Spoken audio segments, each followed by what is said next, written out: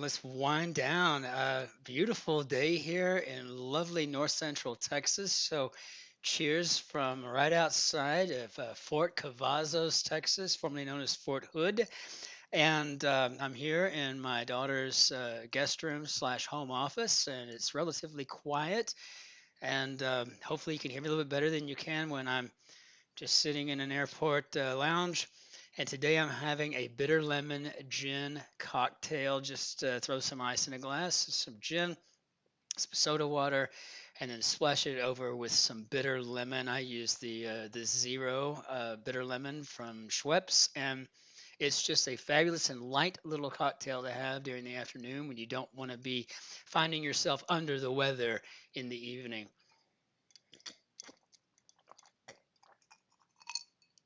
And I'll switch to wine in a little bit.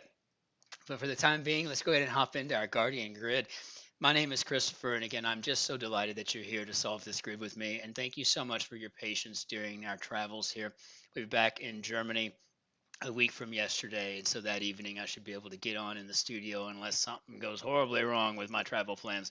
But for sure, a week from today, I should be back at home. So let's go ahead and bring up our Guardian grid here. Okay, so we've got. Let's see if I can find out which one. This is Guardian Quick number 17-76.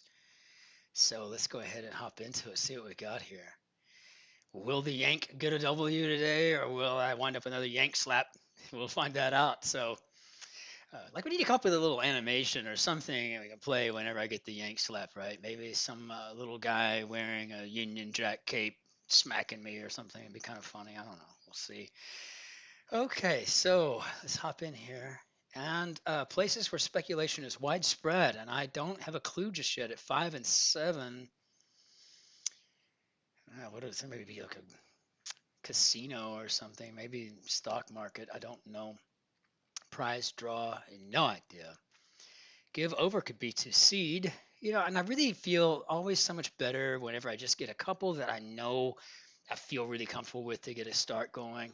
But if you've been watching with any regularity as I try to make my way through this very, for me, as a Yank, very difficult grid, um, it's always hit or miss, right? So suspended decoration, lovey-dovey or unrealistic. Blot out could be to erase. And sense of fulfillment at NATO's sci-fi. Well, I mean, you can see already that this is probably satisfaction. Is this a T here? Hot air. Could be. We could be talking about something that's bombastic. It's a little bit more.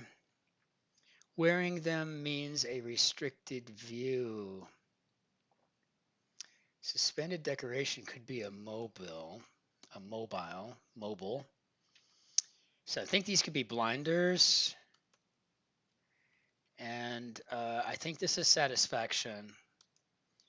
We're going to find that out, and we're going to definitely find this out when we get to the end and I do the check all. But, I mean, it is just kind of fun to go through this. Rest of the afternoon, and we've got that A at the end, and that makes me a little nervous. So lovey-dovey or unrealistic could be romantic. And I always thought that was kind of an interesting adjective too when you get right onto it. That unrealistic. Oh, he's just a romantic. He's a hopeless romantic, and that's a negative, right? But yet, oh, he's so romantic. I don't know, right? So, rest of the afternoon, and being that I'm in Texas, you would think that this would come right off the page for me as a siesta. I mean, Spanish is a very common language here in the American Southwest. So, reduce, Chelsea or Chukka. This is a boot. And I guess this could be to shorten. Start of a song could be the intro. So let's put shortened in here. Okay, so far feeling kind of good about it. Prawn or penguin? I'm learning better and better every day what these question marks mean in the Guardian. I think we're talking about king prawn or the king penguin. It's just taking Google greenish acne anagram. So I think we're looking at a search engine. See, promise to do something could be a pledge. What did I do there? I don't understand. Gee, I don't know why I do that all the time. The Germans have a word for it. Ich bin doof. Just kind of a goofball kind of a thing, right? Pleased informally. 7. I learned this word. We'll see if this fits at the end of the day, but I love telling my friends that I'm rather chuffed after winning that Barney the other day, right? I love the Barney, the argument. And even my parents are using these terms these days. It's hilarious.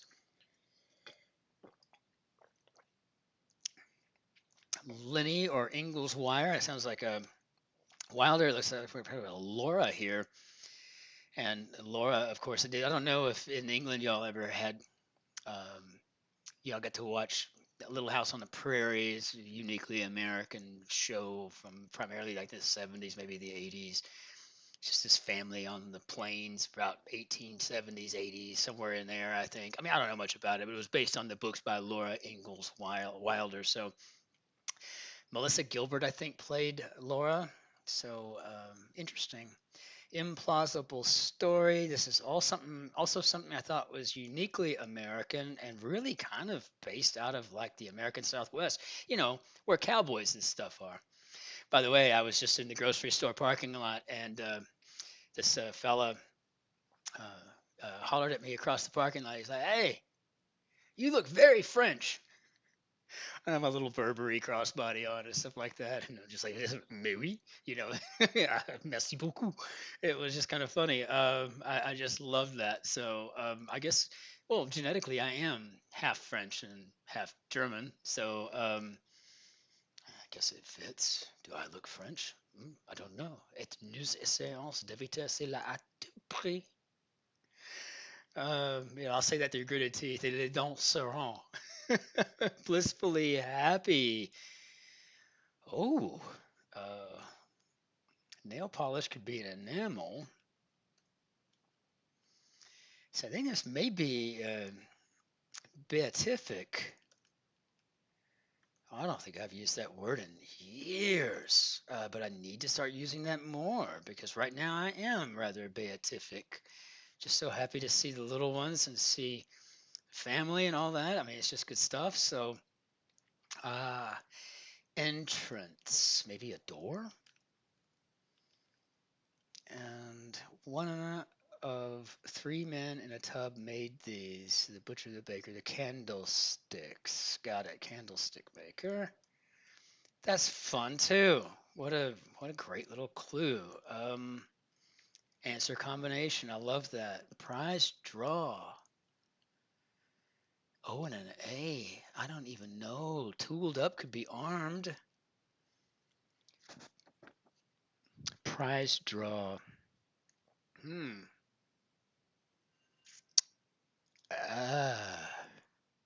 I don't have a clue what that is. And I think we were right initially when we said it could be stock markets, though I thought it might have something more to do with a gambling hall or a casino of some sort.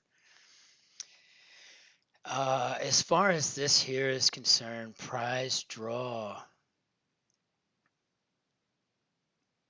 And here we have it, the YANKSLAP, unless I screwed something else up along the way, but let's at least take a look here and see what we've got. Let's go ahead and check all. Oh no, what's going on over here? Not blinders? It's not the wearing them means a restricted view. Yeah, I don't think I know what else it could possibly be. So let's take a look. Blinkers? Isn't that for your car? Well, we call them that in the States. You didn't turn your blinker on. Um, when I think the correct term is a turn signal, but yeah. Okay, so blinkers are, you can wear them? I'm gonna have to definitely look that up. That's pretty fascinating. Would love to be able to have that in my word hoard just to throw out there, right? This is great. So blinkers. But I think that's the only thing I missed. But gosh, I came so close to doing well. But then we got this, whatever this prize draw is. I have no idea. I honestly can't think of what. I mean, okay, what do we got? Tombola, tombola, tombola, tombola, tombola. I don't even know how I would even pronounce that. Okay, that I'm gonna have to look up along with blinkers. Clearly, gonna have to take a look at that and see what's all going on with this. This is pretty funny. Okay, so yank slap again for me. Got it. But you know what? I mean, I learned. Well, I'm gonna learn what a blinker is versus the yank speak turn signal or turn indicator. And I definitely got to figure out what a tombola is. Apparently, it's a prize draw, but I don't know anything about it. The etymology would be good to know on that too. So go ahead and close that off and call it good, I suppose. It's just been a real genuine pleasure. And again, why don't you join me with a bitter lemon gin fizz and no egg whites though, not necessary. But just a fun little thing to have, really refreshing, and just just tastes nice going down.